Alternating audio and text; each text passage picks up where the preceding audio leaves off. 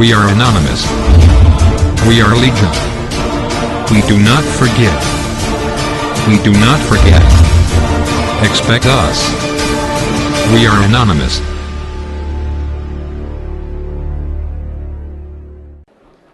Bonjour à toutes et à tous.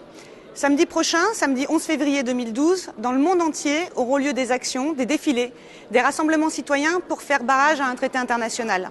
Un traité négocié dans le plus grand secret entre quelques États du nord de la planète, ACTA, que je n'hésite pas à qualifier depuis 2 ans de petit Yalta, parce que ce traité pourrait bien changer la face du monde, redéfinir la sphère géopolitique mondiale et impacter directement notre quotidien. Un traité qui vise à instaurer un nouvel ordre mondial, celui qui donnerait raison à des romans d'anticipation qui, pour ma part, m'ont toujours plus inquiété que fait rêver. 1984 d'Orwell, Soleil vert d'Harrison ou encore Le meilleur des mondes d'Huxley. Ce n'est pas l'intérêt général, ni la préoccupation de préserver nos biens communs qui ont inspiré les auteurs de ce traité. C'est le dernier acte de l'abandon du pouvoir politique, de la puissance publique au pouvoir économique et financier. Dans le domaine alimentaire, ce que nous pourrons manger demain. Dans le domaine de la santé, comment, avec quoi et qui pourra avoir accès aux médicaments. Dans le domaine de la culture et de l'information, la restriction de nos libertés publiques.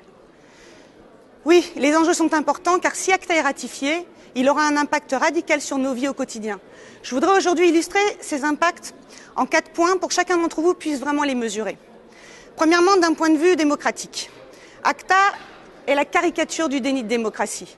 Ce traité a été négocié durant plus de 3 ans à huis clos, dans la plus totale opacité, en marge de toute organisation internationale légitime, comme par exemple l'Organisation mondiale de la propriété intellectuelle. Et alors même que le texte touche aux libertés publiques, aucun élu parlementaire, national ou européen, n'a été associé aux négociations.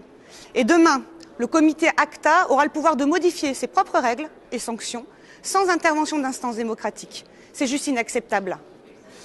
Nos libertés publiques et numériques, ensuite, sont menacées. ACTA appelle à une coopération entre les fournisseurs d'accès à Internet et les ayants droit pour fliquer les internautes. Concrètement, cela signifie que le contrôle, le fichage, le filtrage et le blocage du net seront organisés à l'échelle internationale et à la charge d'opérateurs privés. D'éminents juristes dénoncent cette dérive et l'incompatibilité de ce texte avec la Charte européenne des droits fondamentaux et la Convention européenne des droits de l'homme. La présomption d'innocence et le droit à une décision de justice préalable à toute sanction sont écartés. Les libertés d'expression, d'accès à l'information, la protection des données personnelles et la protection de la vie privée sont directement menacées. Troisièmement, l'accès aux médicaments. Avec ACTA, une simple suspicion de contrefaçon suffira à une firme pharmaceutique de demander aux douanes de saisir, voire de détruire des médicaments génériques. Le risque, mettre en danger la vie de millions de personnes en réduisant l'accès aux médicaments. Enfin, ACTA menace notre agriculture et notre alimentation. Les brevets sur les semences et denrées alimentaires ne seraient finalement pas exclus du traité. Les conséquences, en interdisant par exemple aux agriculteurs de faire leur métier librement, de ressemencer sans risque de poursuite judiciaire, nous fragilisons non seulement notre agriculture, ses emplois, mais aussi notre indépendance alimentaire et notre biodiversité. Alors soyons clairs, ACTA est une mauvaise réponse à une vraie question, celle de la contrefaçon. Mauvaise réponse car d'autres solutions existent. Lutte contre les réseaux internationaux de financement des entreprises de contrefaçon, réforme du droit d'auteur et des sociétés de collecte de droits, licence participative, open source, crowdfunding, libre accès aux fruits de la recherche paysanne. Depuis 2 ans, mais aujourd'hui plus que jamais, avec et au nom des écologistes, nous appelons le Parlement européen à défendre les droits des citoyens qu'il représente et à faire barrage à ACTA. Et aujourd'hui, nous avons besoin de vous.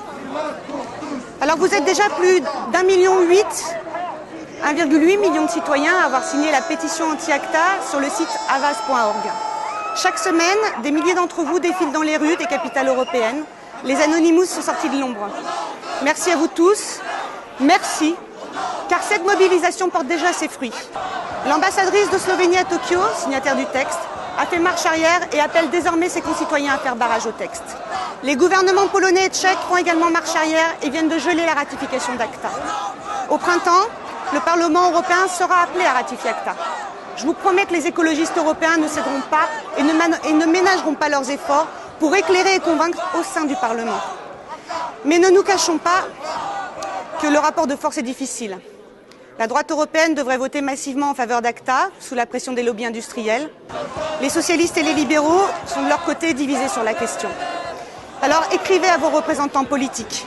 Rappelez-leur que vous et l'intérêt général doivent rester leur priorité. Signez la pétition Havas, mobilisez vos proches, vos amis. En nous mobilisant contre ACTA, nous défendons l'accès au savoir et donc à l'innovation, à la création d'emplois, au développement de nos PME. Nous défendons une agriculture de qualité et respectueuse de l'environnement. Nous défendons une alimentation qui respecte notre santé. Nous défendons l'accès aux médicaments et le droit pour tous à la santé. Et plus encore, nous défendons nos libertés, nos droits et la démocratie. Parce qu'ACTA est bien plus qu'un traité commercial anti-contrefaçon, comme voudraient nous le faire croire ses partisans.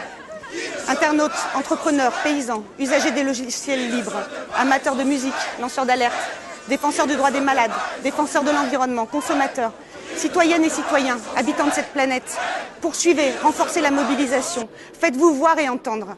C'est maintenant plus nombreux, plus forts, plus unis, plus rassemblés et plus mobilisés pour faire obstacle à ACTA. Alors merci et à très vite. We are anonymous. We are legion. We do not forgive. We do not forget. Expect us. We are anonymous.